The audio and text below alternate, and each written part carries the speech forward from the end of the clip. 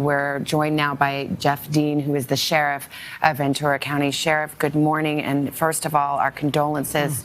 I know you lost a sergeant and a friend this morning, and our hearts are with you, sir.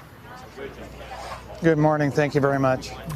Let's start with the investigation. As we understand it from our sources, this suspect was not carrying an ID. Is that the case? And how do you go about trying to identify this person? We have yet to locate any identification that he had on him or around him. Our partners from the FBI came up and we did a fingerprint scan, and we continue to check to see if he's located in some database. In addition, we'll look to see he might have some tattoos that might help us in identifying who he is.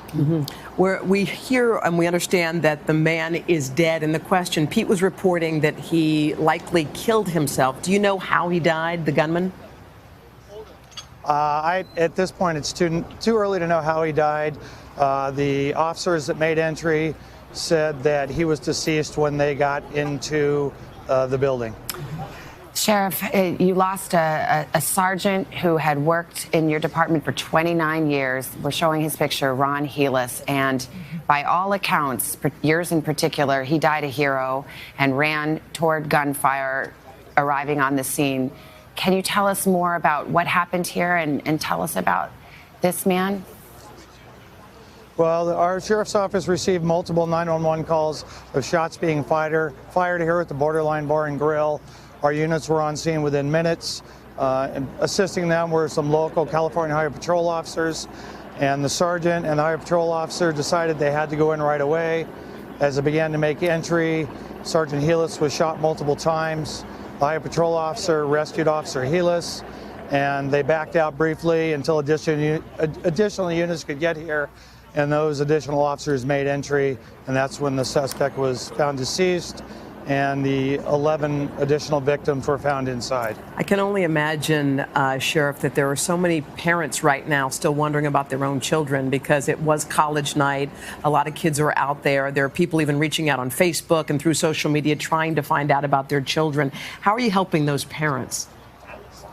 We have a victims hotline, and they can go to our website at vcsd.org and get that victims hotline and call, and our people will put that together. It will be hours as a medical examiner is going through and working to identify who those victims are and making notifications to the family. Sheriff, you mentioned that up until this point, your officers have found just a single weapon here, a handgun. I know you went into that scene. You saw that gruesome scene. Does it strike you as unusual that a handgun could wreak that much damage that quickly? No, not really. I mean, the assault rifles get all the attention, but certainly a handgun in the hand of the right person can certainly wreak a lot of damage, especially at close range. You've been sheriff in law enforcement for decades, and you've seen countless scenes. I can only imagine. How does this compare to what you've seen in the past? This is by far the most horrific thing that I've seen in my 41 years. And sir, we can't say enough about the sergeant who lost his life a few hours ago. What would you want us to know, and what should people know? I know he was your friend too. What should we know about this courageous man?